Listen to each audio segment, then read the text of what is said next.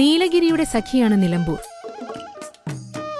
തേക്കുമരങ്ങളുടെയും മുളകളുടെയും നാട്. മലപ്പുറം ജില്ലയിൽ തമിഴ്നാട് അതിർത്തിയിൽ വനത്തോട് ചേർന്നാണ് നിലമ്പൂർ പട്ടണം സ്ഥിതി ചെയ്യുന്നത്. നിലിംബപുരം എന്ന വാക്ക് ലോപിച്ചാണ് നിലമ്പൂർ ആയത് എന്ന് കഥയുണ്ട്. നിലമ്പൂർ കാടുകളിൽ സമൃദ്ധമായി കാണുന്ന മുളയുടെ സംസ്കൃത വാക്കാണ് നിലിംബ. 3 വശവും നദികളാൽ ചുറ്റപ്പെട്ട അപൂർവം പട്ടണങ്ങളിലൊന്നാണ് നിലമ്പൂർ. കുതിരപ്പുഴ, കുറവൻപുഴ, കാഞ്ഞിരപ്പുഴ, കരിമ്പുഴ എന്നിവ പ്രധാന നദിയായ ചാലിയാറിലേക്ക് ചേരുന്നത് നിലമ്പൂരിലാണ്.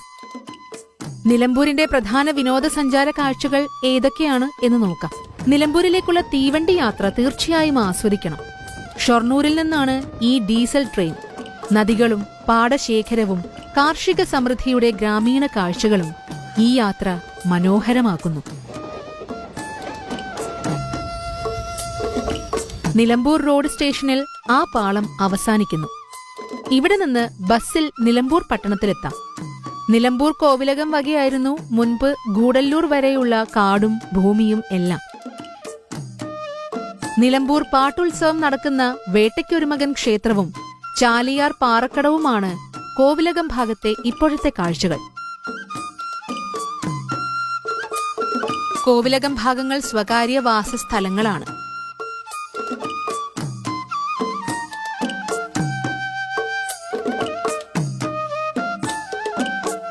പ്രധാന വിനോദസഞ്ചാര കേന്ദ്രങ്ങൾ ഇവയാണ്. കനോലീസ് പ്ലോട്ട്. വടപുറം പാലത്തിൽ നിന്ന് യാത്ര തുടങ്ങാം. ഇവിടെ കുതിരപ്പുഴ ചാലിയാർ നദിയോട് ചേരുന്നു.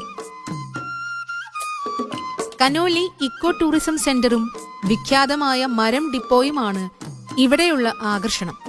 തേക്ക് തോട്ടങ്ങൾക്കിടയിലൂടെ നടക്കാം. ചാലിയാറിന്റെയും കുതിരപ്പുഴയുടെയും സംഗമസ്ഥാനമാണ് പ്രധാന കാഴ്ച. തൊട്ടുമുകളിലെ കനോലീസ് പ്ലോട്ട് എന്ന വിഖ്യാത സ്ഥലത്താണ് ലോകത്തിലെ ഏറ്റവും ആദ്യത്തെ തേക്കും തോട്ടം സ്ഥിതി ചെയ്യുന്നത്. ഇപ്പോൾ തോട്ടത്തിലേക്ക് സഞ്ചാരികൾക്ക് പ്രവേശനമില്ല. കുറുവൻപുഴയുടെയും ചാലിയാറിന്റെയും സംഗമസ്ഥാനമാണ് കനോലി പ്ലോട്ട്. ബ്രിട്ടീഷ് ഇന്ത്യയിൽ മലബാർ ഗവർണറായിരുന്ന HV കനോലിയുടെ നേതൃത്വത്തിലാണ് ഇവിടെ തേക്ക് പ്ലാന്റേഷന് തുടക്കമിടുന്നത്.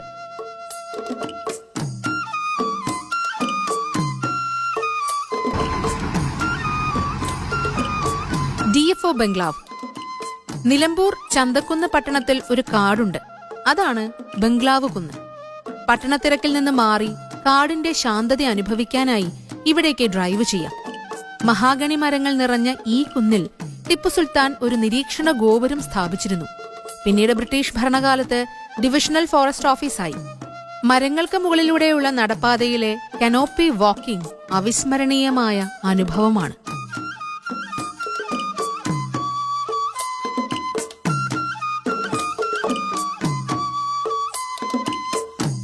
തേക്ക് മ്യൂസിയം. നിലമ്പൂരിൽ നിന്ന് വഴിക്കടവ് റൂട്ടിൽ പാതയോരത്താണ് പ്രശസ്തമായ തേക്ക് മ്യൂസിയം. കേരള വന ഗവേഷണ കേന്ദ്രവും വനം വകുപ്പുമാണ് തേക്ക് മ്യൂസിയം ഒരുക്കിയിട്ടുള്ളത്.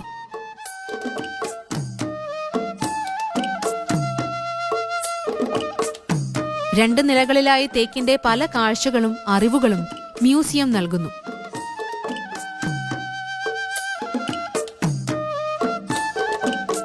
ഏറ്റവും മനോഹരമായി പാലിക്കപ്പെടുന്ന ഉദ്യാനം തേക്ക് മ്യൂസിയത്തിന് പിന്നിലുണ്ട്. യാത്രികരുടെ മനം കുളിർപ്പിക്കുന്ന പച്ചപ്പാണ് ഇവിടെ. വിവിധ തരം സസ്യവിഭാഗങ്ങളെ പരിചയപ്പെടാം.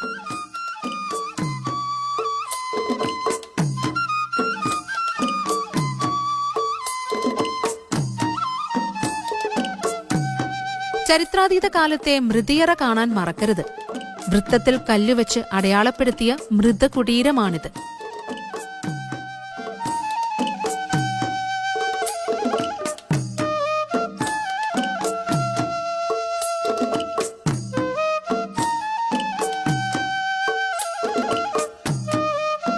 ആഢ്യൻപാറ.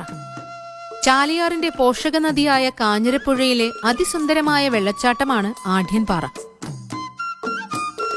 അതിവിശാലമായ പാറയ്ക്ക് മുകളിലൂടെ പല ചെറു വെള്ളച്ചാട്ടങ്ങൾ ഒരുക്കിയാണ് കാഞ്ഞിരപ്പുഴ ഒഴുകുന്നത്.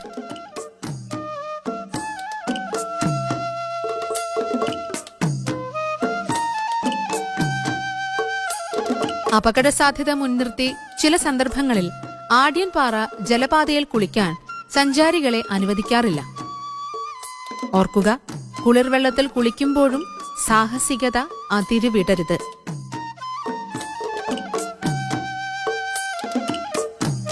3.5 മെഗാവാട്ട് ജലവൈദ്യുത പദ്ധതി പ്രവർത്തനം കാണാനും ആഢ്യൻപാറയിൽ അവസരമുണ്ട്. നിലമ്പൂരിൽ നിന്ന് അകമ്പാടം വഴി 14 കിലോമീറ്ററാണ് ദൂരം.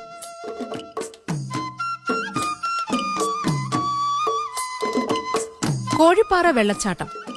അകമ്പാടത്ത് നിന്ന് കക്കാടംപൊയിൽ എന്ന മലയോരത്തേക്കുള്ള യാത്രയിലെ അതിസുന്ദരമായ വെള്ളച്ചാട്ടമാണ് കോഴിപ്പാറ. ഒന്നിലധികം ചെറു വെള്ളച്ചാട്ടങ്ങളുടെ മനോഹാരിത ആസ്വദിക്കാം. സഞ്ചാരികൾക്ക് സുരക്ഷിതമായി നീരാടാം. പാറകൾക്ക് മുകളിലേക്ക് ചെറിയ ട്രെക്കിംഗ് നടത്താം.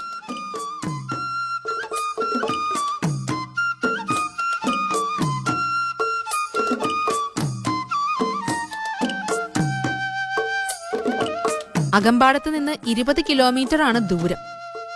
കുത്തനെയുള്ള കയറ്റങ്ങളിൽ ഡ്രൈവ് ചെയ്യുമ്പോൾ സൂക്ഷ്മത വേണം.